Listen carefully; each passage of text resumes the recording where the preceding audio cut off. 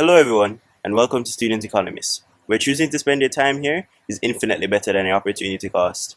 Today we're doing part 5 of the Paper 1 series, and this would be the 2018 Paper 1 Unit 1 paper. Let's begin. Question 1 says, which of the following scenarios is most likely to result when there are limited resources? A. People must make choices. This stems from this basic economic problem of scarcity. 2. Consumer surplus may be defined as B, the difference between total utility and total spending. And this really is the additional benefit that consumers receive when they purchase at a market price that is less than the reservation price. That is the highest price that they're willing and able to pay. 3 says, the use of land to build hospitals reduces the amount available for factory construction. This example best illustrates the concept of B, scarcity. 4 says, which of the following activities results in an external cost? C. Individuals litter at the side of the road. All other options give us external benefits. 5 says, which of the following measures is an example of a price ceiling? That's A. Can't be B because B would give a subsidy that would shift the supply curve to the right. C is a tax. That cannot be because a tax would shift the supply curve to the left. And D, minimum wage law, that's actually a price floor. So A is the best answer. 6 to 7, we've seen this already. Due to technical problems being experienced at the CMC bauxite firm, Mr. Brown, an engineer, suffered a pay cut. It was noticed that shortly after, he purchased less fish fillets and more chicken parts.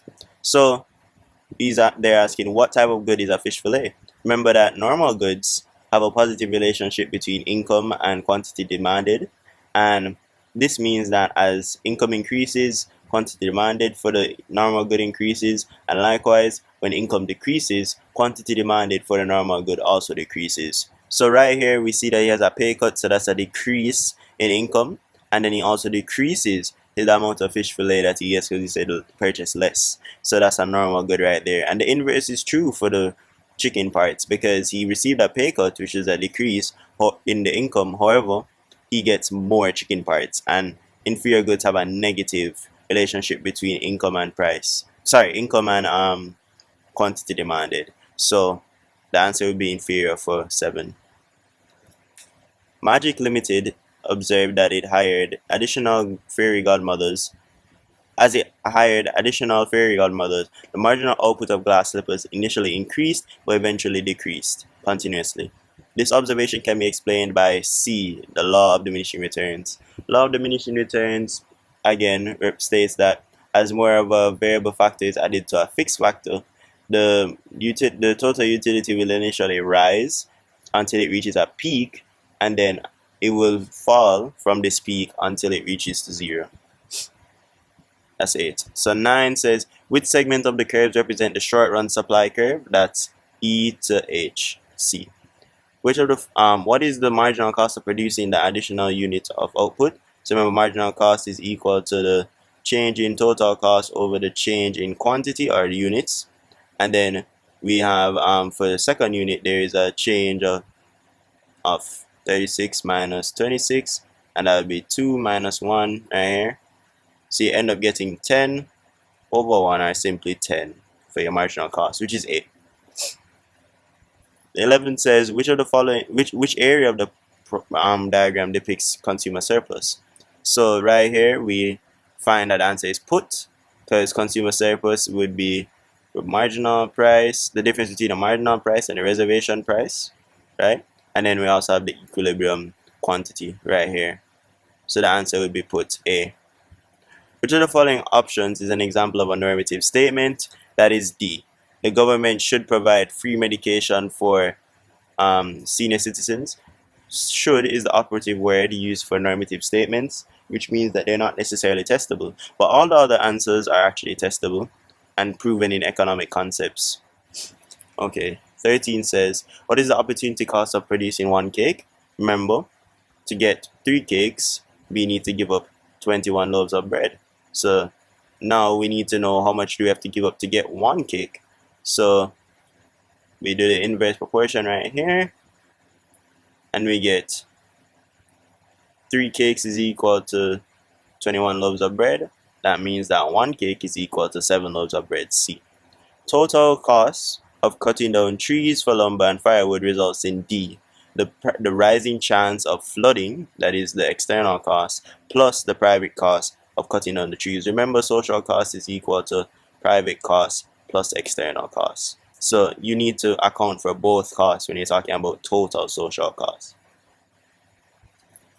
I was not done well. Total social cost right here.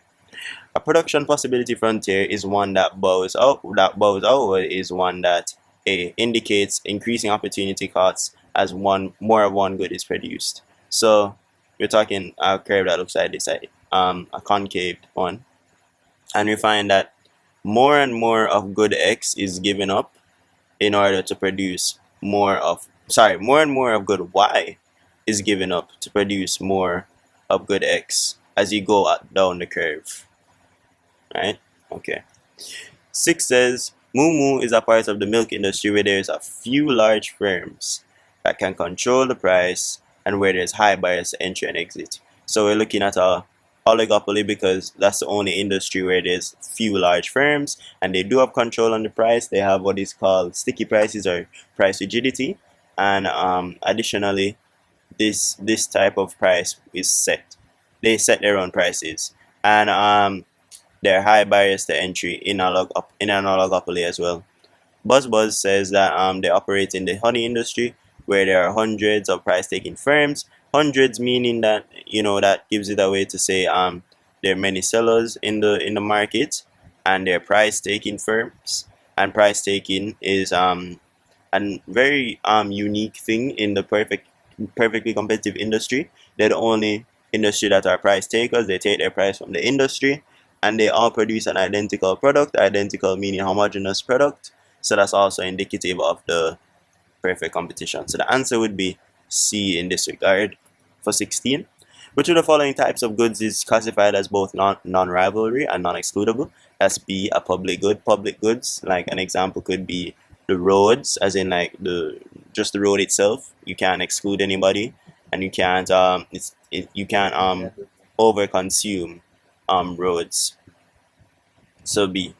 18 says positive economic profit exists where average revenue is greater than average cost. That's C. Okay, 19 says Flintstone Quarries Limited is aware of the negative environmental impacts of its quarrying activities on bedrock hills. The company therefore organizes an annual reforestation drive and also maintains a small park and recreation ground for the community of Bedrock Hills. This scenario is an example of correcting market failure via the adoption of D, corporate social responsibility. So you can see that they're aware of the fact that they have negative impacts on the environment, and so they decide to do reforestation, and then they have their small park and recreation ground for the community. So they understand their impact on the community and embrace that corporate social responsibility to actually provide for the community in terms of these amenities, as well as giving back to even the environment by the reforestation project. 20 says the term deadweight loss can be best defined as B, a decrease in the net welfare of society. This is where SMB is not equal to SMC. Which of the following statements is true? That's D. Output Q1 is efficient because social marginal benefit is equal to social marginal costs. Alright, and we can see that right here. Which of the following represents a negative externality? That's A. Private cost is less than social cost. Remember, social cost is equal to private cost plus external cost. 23 says what level of profit is being made by the firm. So as you can see, we go up the line of profit maximization. That is where MR equal MC. We go up to the AR curve, and we see that the price is P1, but we also see that the AC curve intersects right here as well. So if you go across, you find that there's also cost. Cost is equal to price at that point. So there's no real accounting profit being made, but in economics we call it a normal profit, where AR is equal to AC, and this is essentially the minimum profit needed for the business to stay in operation. And with normal profit, there's still a profit in the sense that there's an account they account for opportunity cost, which does derive some of its profits from the factors of production. 24 says to maximize profit, firms should produce at the output level where D, marginal cost is equal to marginal revenue. And we can see it on the curve just above us where we saw that the firm produced at MR, where MR equal MC. That's where you maximize profit. 25 says, John took out an auto insurance policy. 1 week later, he carelessly drove into a wall. This scenario is an example of A, moral hazard. This is the phenomena where um, consumers tend to get reckless due to the fact that they have purchased things like insurance, and then it would lead to just overall moral hazard. Yeah. So 26 says, which of the following features is not a characteristic of an oligopolistic industry? And that's B, the firms are price takers. The only price taking industry is perfect competition. Now 27 says, which of the following areas of the diagram represents the deadweight loss to society with the output level at G? So we see that they're producing at G, and the optimal level is actually R, where SMC is equal to SMB. So we find that this area will be the deadweight loss ZXY, which is A. From the diagram, what does the distance XY represent? XY from here to here, because it's overproduction, this would mean that there's an external cost. So that would be B. The cost of providing a good to additional person is 0. This good is classified as B, a non-rival good. Which of the following factors is not likely to cause a shift in the supply curve for labor? And that's A, cost of labor. Remember, the cost of labor is wages, and wages would not really shift the curve, it would actually cause an expansionary or contractionary movement along the curve. All these other ones, though, they do shift the curve. 31 says, a shift of the demand curve from DD to D1D1 will result in A, a decrease in economic rent. 32 says, longevity is a component of which of the following measures? That is B, the HDI. Remember, the HDI has 3 components. It speaks to longevity. It speaks to the overall knowledge of the country, that is the literacy rate, and they also look at the real GDP, or the overall income levels in the country. So longevity really speaks to like life expectancy, and then knowledge speaks to I ran out of space, but knowledge speaks to the literacy rate. Overall, just the education level of the people in the country, and then real GDP. Alright, so those are the 3 things with HDI. Which of the following terms describe the relationship between factor rewards and the cost of production? So the cost of production are really just the factor inputs. That's land, labor, capital, and entrepreneurship, and they derive the rewards of rent, wages, interest, and profit.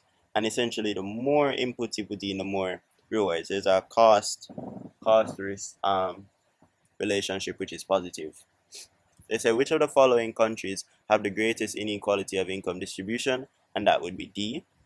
And we can see that there's a gradient from 0 to 1, where this is total equality, and then total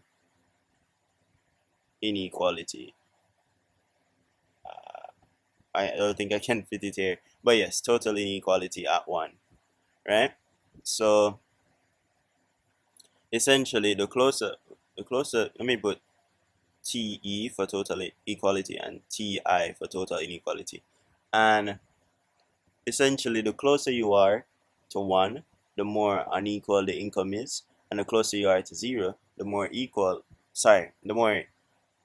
even your income distribution is, and the closer you are to 1, is the more uneven your income distribution is. So with S being 0.9, that actually shows that it's more close to, it's the closest one to inequality, so it's the greatest inequality, D. Which of the following factors is likely to cause an increase in the wage rate of construction workers? And that's B, because in order to purchase housing, you need a sizable income to do so.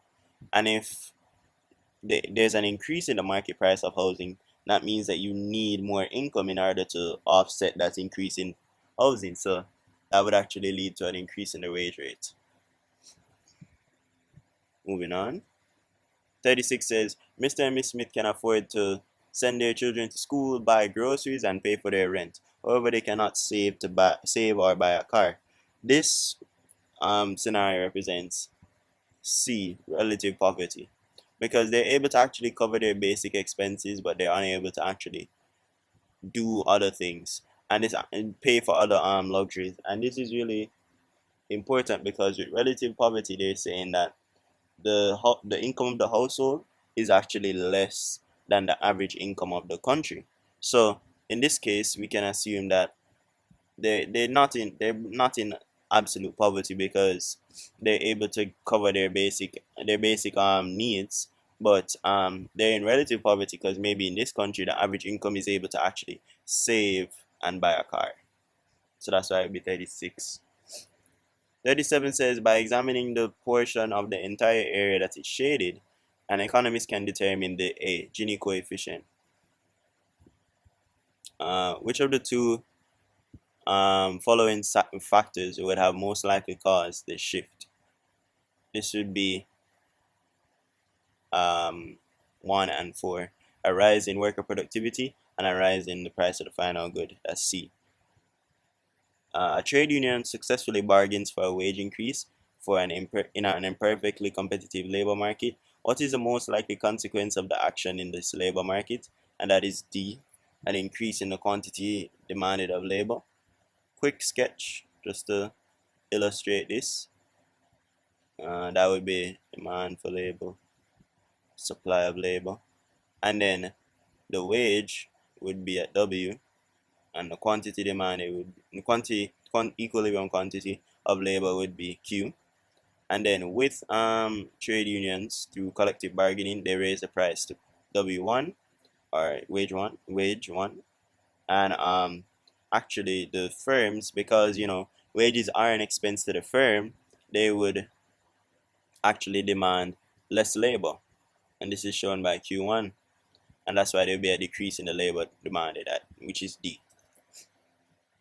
When examining the Lorentz curve, Gini coefficient of 100 is regarded as total C, inequality of income distribution. 41 says which of the following economic concepts does the shaded region, triangular region, represent? I believe that this question should actually have shaded this area, and in that case the answer would be B, economic rent. John and Mary are both engineers who have similar qualifications and work experience. John earned 20,000 per year working for an offshore oil company, while Mary earns 50,000 per year in a power generation plant. Which of the following factors best explains the disparity in wages between John and Mary? And that is really D, because John earns more because he's being compensated for greater risks and more unpleasant circumstances of his job.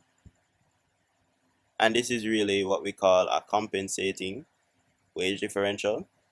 And compensating wage differential is also known as what we call an equalizing difference.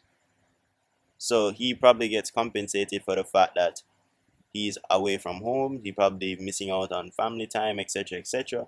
And the fact that he's offshore shows that it may be a more dangerous environment, while Mary is actually at a power plant, which most likely is indoor, and she'd be better protected from maybe the elements and just overall more safe in terms of procedures.